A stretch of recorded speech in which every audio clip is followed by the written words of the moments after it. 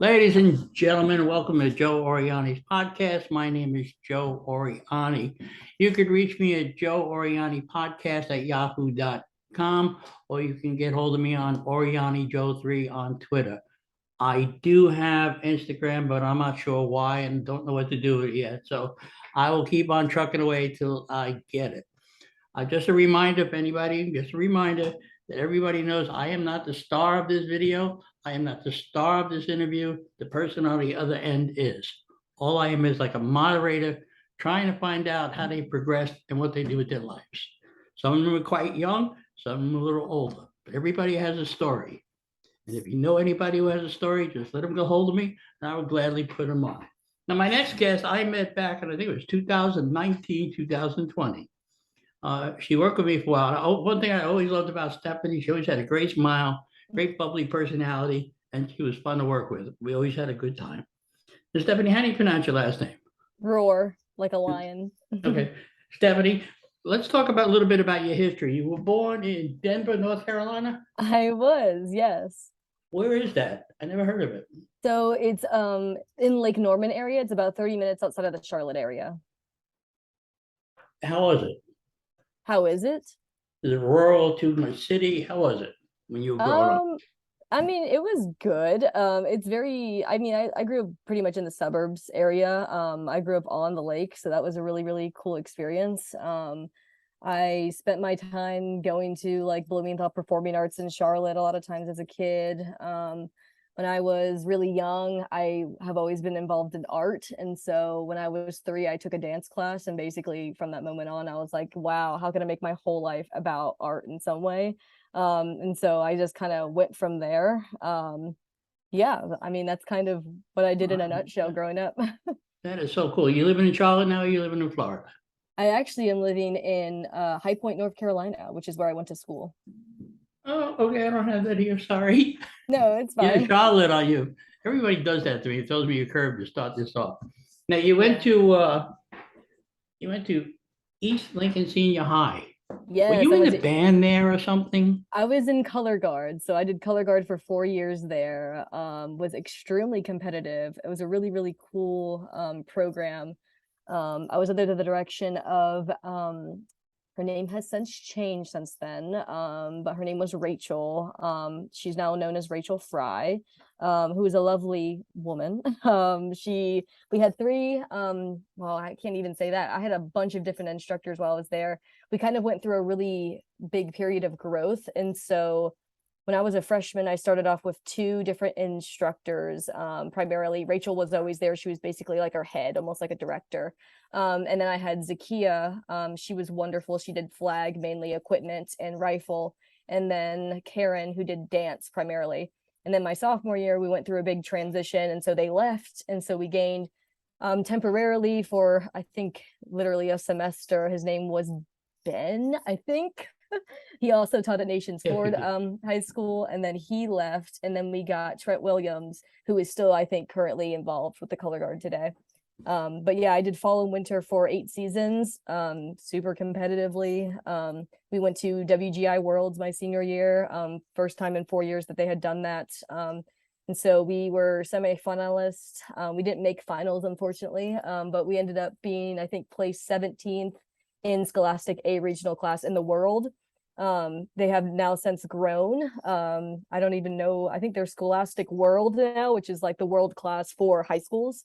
So, I mean, the program just flies and just keeps going. But yeah, that's. I never knew that about you. Yeah. And was it a lot of precision work or? Precision work, yeah, I guess you could say that. We didn't spin, so we had two main sources of physical equipment. So we did flag and rifle while I was there. And it wasn't until after I graduated that they took on saber, which is like a sword. I actually still have equipment. I bought my own after I graduated because I loved it so much. And have recently, actually in the past year, bought a saber. But I have since aged out of the competitive programs. You age out at 21. So I am now 25 and I chose not to pursue it while in college because it costs a lot of money. I'm sure. But it was a lot of fun while I was there and I learned so much. And performing arts is just, it can be a lot, both negative and positive, in good and bad ways, both sides of those spectrums. So, but Yeah, yeah. you went to a reunion, I understand, back in where was it? Oh, 2000 someplace. 2014 or so, 15, 16, 17, 19. You went to a Uh, reunion. It was called the Band 2000 Reunion. Let me see if I can Um, Facebook it. actually, I think that they have a reunion that's coming up for the first time for bands specifically, but I have not attended it because I don't think it's happened yet. But East I'm not Lincoln Band 100% sure. Alumni Event 2022. Yes, that I Oh, think that's the is one that I just think that's passed. upcoming. Yeah. Okay. Are you I going? don't know. I would love to go. The only problem that I have is I currently work 9 to 5, and so I think the event's at 6, and so it would require me to take off work, and I just started. So as of right now, I'm not planning on it. I would love to go back though. But my current significant other, my boyfriend Will, works at his old high school as a drumline instructor, and so I still get my fill of band on a regular basis. And you've been with him since 2015, correct? Yes, that is Very correct. good. Yes. That's very good. That's nice to hear. Yes. When's he going to marry you?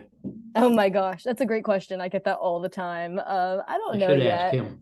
I think, well, yeah, I think the main thing is we really want to, we're kind of struggling artists in a way, we really want to become more financially stable first. And, like the idea of buying a house in this economy right now is absolutely crazy. So we just haven't gotten to it, but we're not under, I don't feel any pressure and I'm not trying to pressure him into doing anything either. I think we're just really happy with where our lives are at the current moment in time. Hmm. So Do you remember Randy?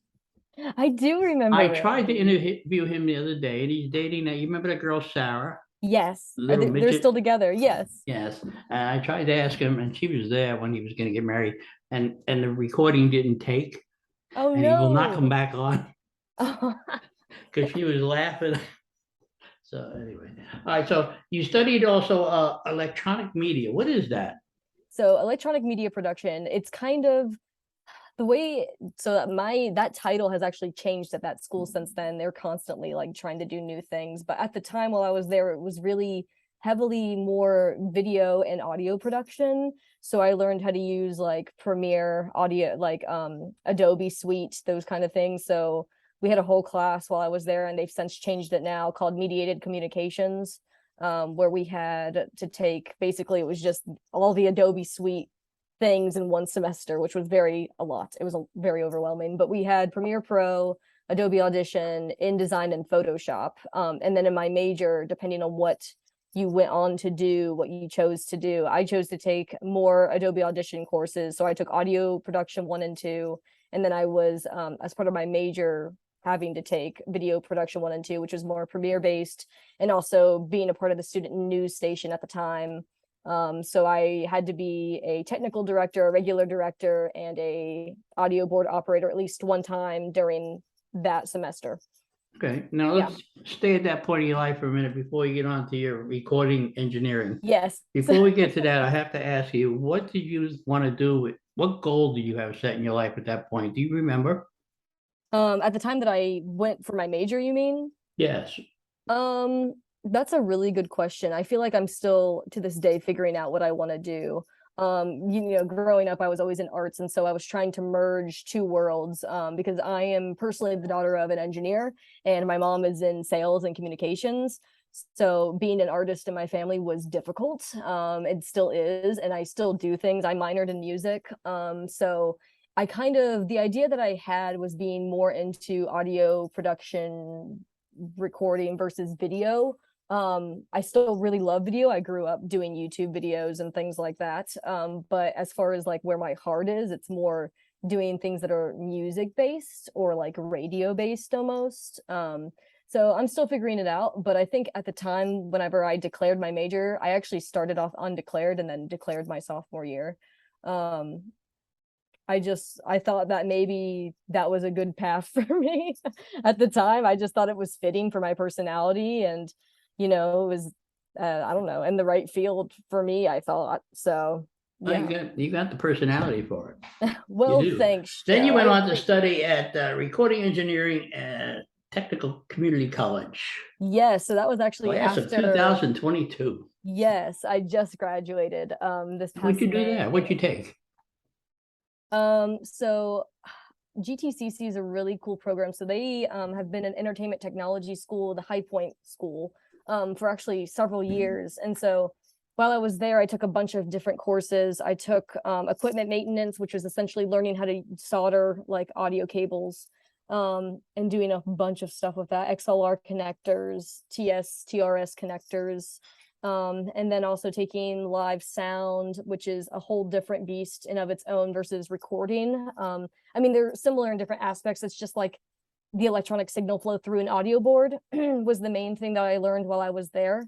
So yeah, I mean, I wasn't unfortunately involved a whole lot because it was during Corona that I enrolled. But I got the chance to meet some really cool people. I did an internship while I was there at Dark Pine Studios in Graham, North Carolina. So that was really cool. Yeah, I mean, that was kind of it in a nutshell. I mean, Okay, it was only 2 years, so that was 2022, and now 2022. Are you looking to yes. work in that field? Oh my gosh, yes, I would love to work in that field. It's hard because being in central North Carolina, it's just hard to find work that's similar to that and also Hmm. find work that's paid to do that. I applied for several things as close as I could to my current location, but there's just not a whole lot in that field unless I wanted to do something more commercial, which is kind of where I'm at right now. And I worked in radio for a little bit. I had an internship at 98.7 Simon in Greensboro while I was a senior actually at High Point. And after I came back from Disney, I kind of got into contact with them a little bit and they asked me if I wanted to do part-time work. And I just wasn't sure because radio is an interesting thing in that we don't really know what's going to happen to it, I feel like, in a couple of years because technology is constantly moving. And it's very, I don't want to say it's traditional, but it's just not necessarily something that I'm hardcore interested in. I'm really interested in doing more performance arts. I mean, I would love to do like live sound as well, but I just haven't gotten the chance to get my hands in like on the board, and I don't really own one myself. So, Okay, well, you said it's more traditional radio, but doesn't radio also come along with streaming? I see oh a lot of yeah, radio stations that just live stream, and yeah, definitely. It's just that at the time, at least my experience while I was there wasn't, maybe I just needed to get more involved than what I was as an unpaid intern. So my main job was writing like script work for Simon, acting as if Simon was a person. So I would write scripts and be like, I listen to Simon while I'm walking my dog, or Simon's the cutest guy in my class. And I would have to go out and record people saying that, like at my school, my college. And so they would sometimes utilize those recordings or they'd utilize my script. So eventually it did get on the radio, but it also would take some time because they already had someone who they paid for to do those things, to do voice mhm. work.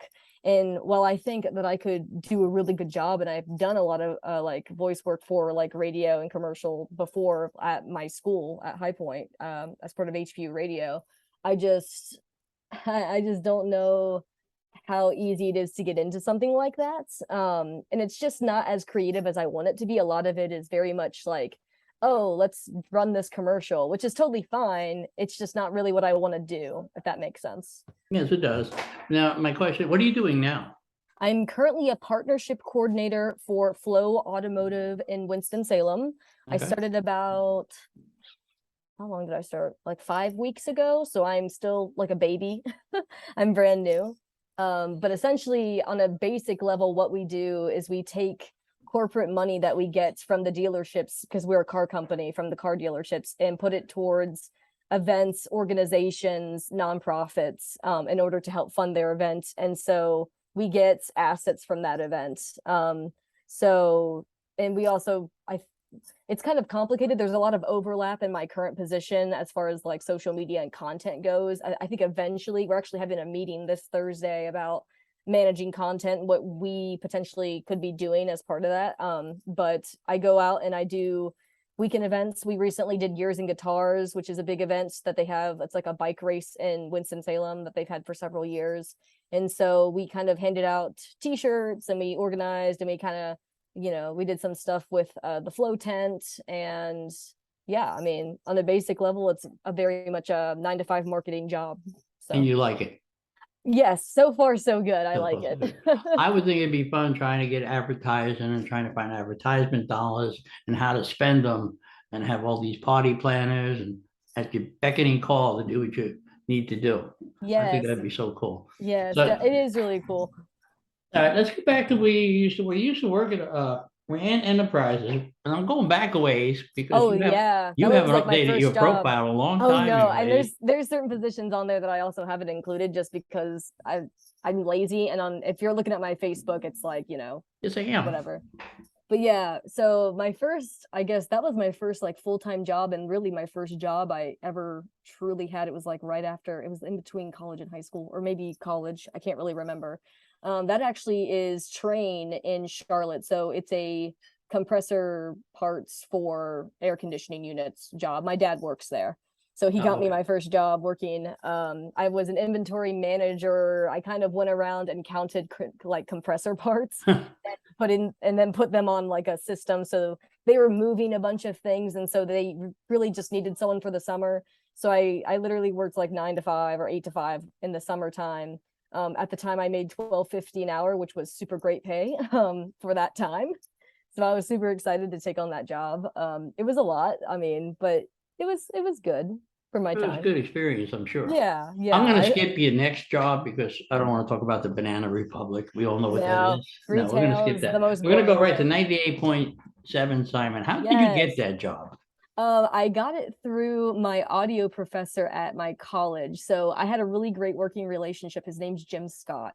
Great guy. Wonderful. He's super like he's just so passionate about what he does, and we had a great working relationship in my audio 1 and audio 2 course. And so I talked to him because I really wanted something that was a little bit more professional other than just working at my dad's workplace, and I wasn't really interested in doing like inventory management. So he had a great running relationship with the people at Intercom LLC, which is like radio in Greensboro, and he kind of referred me to this girl named Charlie McCain, who ended up being my supervisor while during my time there. And so he just was basically like, hey, she's a great student. I think she'd, do a lot for your team if you allow her to. So take her. And they took me. So But you didn't want to stay there. I chose not to stay there. Well, the internship ended, and at the time that I was there, actually during my internship, I got into the Disney College program. So it was one of those things that at the time it wasn't really an option for me to say. They already had someone working for them part-time. And so after I came back, we were kind of in contact for a little bit, but I just wasn't sure if I wanted to go back. I always like trying new things and getting new experiences, including what I'm doing now. Like this is a job I've never done before. And so I'm learning so much about the different moving parts and just working in a car dealership, which is crazy. Because I feel like the majority of my job is dependent on what other people do. So it's hard because you'll send an email and then you're like, I don't have anything to do until they email me back. And sometimes that'll take a day or two. But yeah, it's not that I didn't want to stay at Simon. I want to stay in one place. It's just at the time I just wasn't sure. And if I'm not sure, if I don't have my whole heart into something, I'm just not willing to do it. Well, So I actually agree with that sentence yeah, wholeheartedly. If you're not happy, don't work there. right, Now you right. get into the Disney program. How did that come about? Oh my gosh, I actually applied to Disney twice. So my first time I applied was my sophomore year of college, and I didn't really do a lot of research or put in a lot of effort, but I knew that someone from actually elementary school had done the program previously. And so I was interested just to see what it was about. My senior year, I made it kind of a commitment that I really wanted to do it because Disney was something that I had become obsessed with in the previous years of my life. And like Moana had just come out, and Moana is to this day still my favorite character. So I put in a bunch of efforts in my resume and updating whatever they wanted to, like whatever they wanted from me, I was willing to give them. So I applied, I think, I don't even remember, in the springtime. And so I was in debate whether or not I wanted to do it over the summer or just in the fall. And I chose to do it in the fall because I had a close friend who was getting married in the summer. And so I wanted to be there on her day. So, but yeah, I got into Disney. I think I was either, they have rounds in which you're accepted to the program. And so I think I was accepted either the first or second round. Did So they tell you what you were going to do, or I any didn't hint? know, I'll be honest, I can't really remember 3 years ago. But I think they didn't tell me my placement until like a week or two before I was supposed to be down there. So I didn't know I was in Pizza Rizzo until like maybe it was probably August and I started work like August 19th, or I Where moved did you down August 19th. Where did you hope to go beside Pizza Rizzo's? I really wanted to be a PhotoPass cast member because that's what my Yeah. major was in. In fact, I really tried to play it up in my interview, but at the time, I was in a bunch of Disney chats, and so they were like, "Listen, you have more of an opportunity to be in the program if you put food and bev, even if you don't want to do it." So that's what I did. I didn't really want to work in food, but does anyone really want to work in food? But No. I was willing to do it for the experience. And so that's where I ended up. And I was happy there for the most part. So Yeah, if I remember correctly, when you worked there, we had people from overseas and other places, all CPs. How was it yes. working with all them? Oh my gosh. I Did love you the learn a lot? ICPs. Yes. In fact, I was surprised that in my placement for my rooms, I had 6 people that I lived with.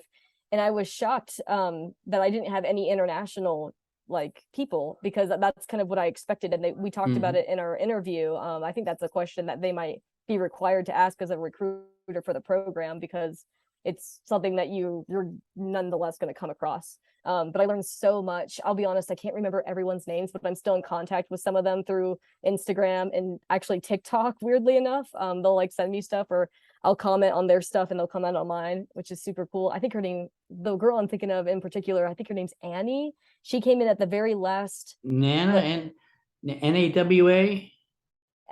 like ANNY, I think. I could be Yeah, wrong maybe. though.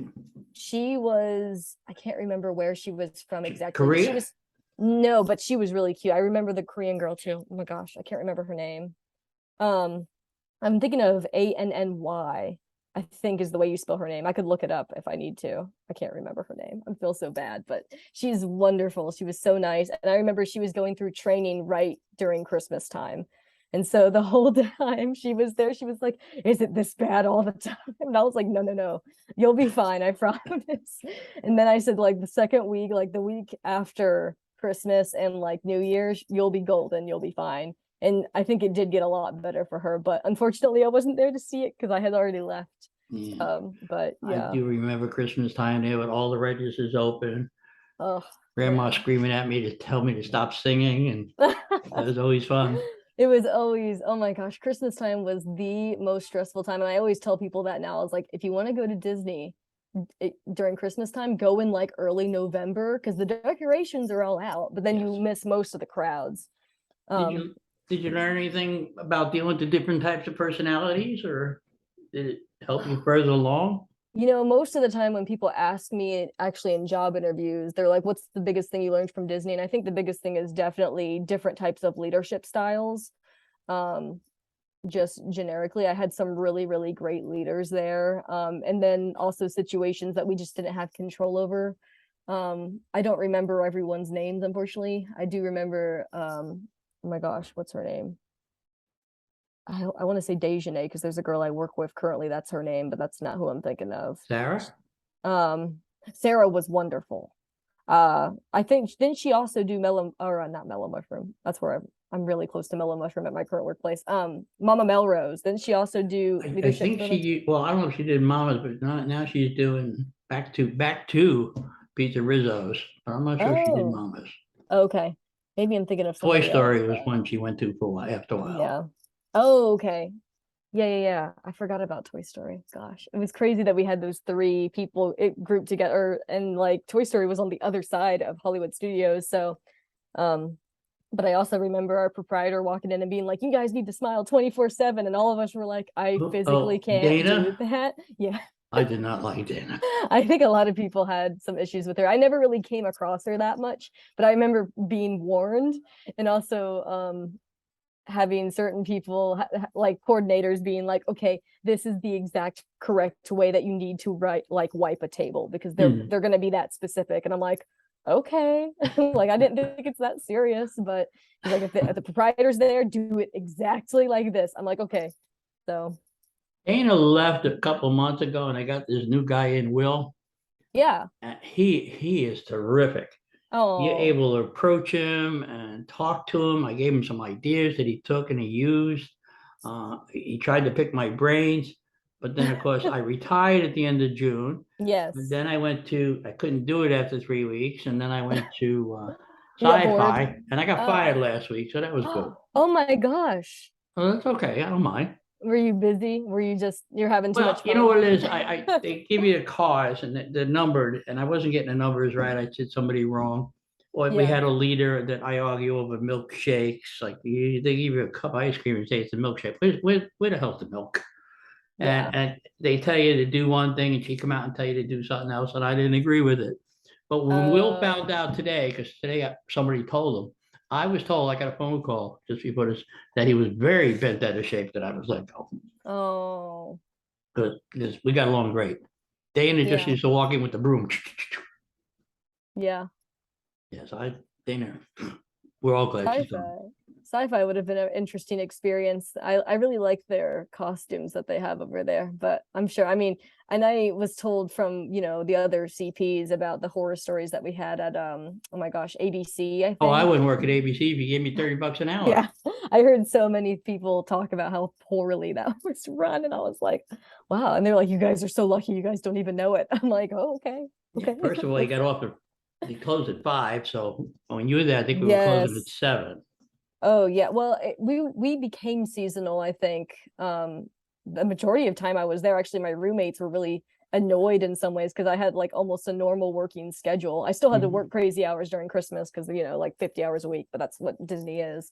But they were like, "Oh my gosh, I have to work." Like, I had my one of my in-room roommates, her name's Mary, who actually currently works at Disney still. I think she works at the Emporium now, but at the time she worked front desk at the Yacht and Beach Club, and she had to work overnights so many times. Really? She had to work a lot of, like, her leader would ask her to come in at like midnight or something, or like 11 p.m., and just work until like 7 or 8 in the morning, and she'd come home and go to sleep, and I'd be waking up.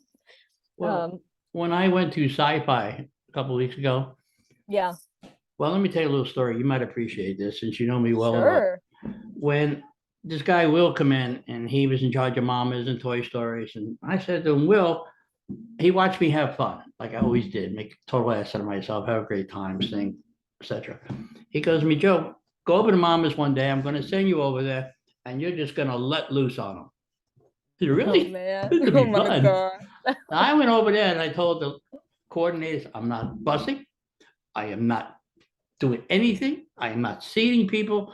I'm here to have fun. And I had a great time, Steph. Yeah. I had people singing Christmas carols, we're gonna sing happy birthday songs, and they're all looking at me like I'm crazy. But you know what? The tips went up that night. Mm-hmm. So when I went to sci-fi, Will said, Joe, these people are really stiff over there. Well, we had a night one night where they gave the cast an extra hours for themselves. Yeah. I forgot what they call it. But anyway, me and someone else worked it by ourselves, called the Tap House. I forget the first name of it. But we got done. I got a standing ovation when I went inside from the cast that we Oh. succeeded in doing that by ourselves. But they weren't used to me singing Christmas carols and just cracking up jokes, and so. But it was fun doing it to them. They're Yeah. nice people, but I'll tell you, in our break room, we had the Tap House, we had Sci-Fi, we had the chefs, and we had ABC Commissary. All one little Oh break room. It was a man. mess. And I used to sit there and tell people, no, no, no, no, I'm not going there. No, no, no. Because I heard it was too clicky and I didn't want nothing to do with it. Oh man.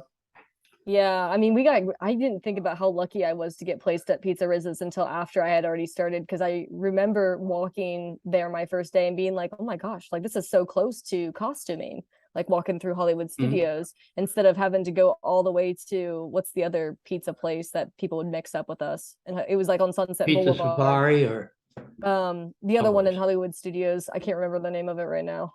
Eddie's, I think it was, Backplot? um it was like Eddie's something, I thought. Oh, Eddie's. Yeah, yeah. Over at Sunset. Yeah, Yes. the other pizza place, because people would Yes. always come in for Catalina their, Eddie's.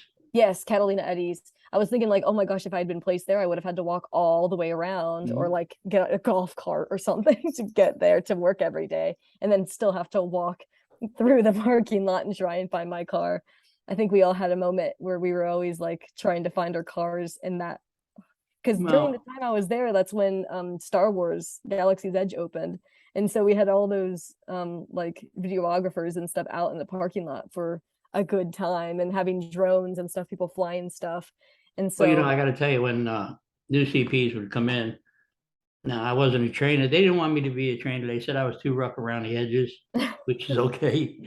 I told them the first rule is you say, "Good morning, Joe," or you're going to have Mhm. a miserable day. We got that down pat. And I second thing I say to them too is welcome to hell. And I Oh walk away, man. leave and let them wonder what they're going through. Oh It's man. so much fun watching That them would squirm. stress me out so much, Joe, if you had said that to me. It was so much fun. Oh my gosh. Yeah, I'm sure it was fun for you. It's always fun for me. I know, I know. So anyway, I am glad you're doing well, but I have one more question for you that I always ask everybody I do an interview with. Sure. If you had an opportunity, looking back and where you are now, to tell anybody what to do with their education or what roads to travel that are less rocky, what would you tell them? Gosh, that's a really big question to ask someone who's only 25. Um, Well, I think the biggest thing, and I still work on this myself, is just doing what you feel that you need to do in order to feel like you're having a fulfilling life, regardless about what other people think or say about you. Because when it comes right down to it, the person who you need to make happy at the end of the day is yourself. And I think as long as you're doing what you think is best without hurting other people, I think as long as you're trying to do the best that you can with what you have, that it's okay. Like you're doing it, you know. So as far as education goes, some people school's for them, and for some other people it's not. For me, I always did really well. I was lucky enough to be like to have the ability to do well in school. Um, so it's okay if your path is different than other people's. And just do what you feel is best for yourself. You know, we learn as we go. So, that's very good advice from a 25-year-old. well, you know, I try my best. You did very, very well, and I'm glad you did this interview, and I appreciate it. Yes, Don't thank you, forget to tell all Joe. your friends that you're gonna be coming out probably next Tuesday or Wednesday. Okay, It'll cool. be I on will. YouTube and stuff. Tell them to subscribe. I need subscribers. Don't Okay, need the sure. money. I just need the subscribers. I will. But I I'll will try do to that. get the word out there for you, Joe. Yeah, I appreciate it. And I just want to tell you one other thing real quick before you go. One of the things that you're lucky at, you were at Pizza Rizzo's when everybody worked together. We covered each other's. We didn't bother the coordinators. We didn't bother the leaders. If Yeah. you made a mistake or I made a mistake, we fixed it among ourselves. Now, it's not the same. Oh man. So you're not, they're all backstabbers. Things Well, not all of them, change. but some Well, of them. things change so quickly, and you know, especially with Corona, I got really lucky at the time because I didn't realize, and you know, I got an extension to work in Magic Kingdom and attractions, and I chose not to take it because I didn't know what Disney was going to look like. And at the time, I thought I was going to be capable of getting a full-time position, and then I couldn't. So then I worked at Target, and then I came back and worked, you know, How and was then COVID in but Carolina? um, I think it was just like everywhere else, kind of. I mean, it was pretty boring. I didn't do very much. I mean, I worked at Target at the time, so I actually kept pretty busy. But I started working at Target in March of 2020. So of course that was like the peak moment where Mhm. everything got shut down. And so it was weird going into work and not seeing a lot of people because at the time, like I had started And it wasn't until I think it was like a week or two later that everyone had to start wearing masks and everyone was shut down. And so it was really strange, at least from my personal experience. I'm sure it's different from individual to individual, but I spent a lot of time at home. And then while I was there, I was like, wow, I don't want to just work at Target. I want to do something else, which is why I went and got another degree. So, but here I am. I made it through. We make it through the best way we can. Yeah. I mean, Yeah. it still exists and it probably still will always exist like the flu, but Yeah, just like the flu. know. But you notice there's no more flu season or cold season, so we're good now. Yeah. So anyway, again, Stephanie, thank you very much, and I do appreciate it. Thank And you, just a Joe. reminder to everybody, just remember, if you're not laughing, you're not living. Have a good one. Stephanie, thank you so much. Thanks. Bye.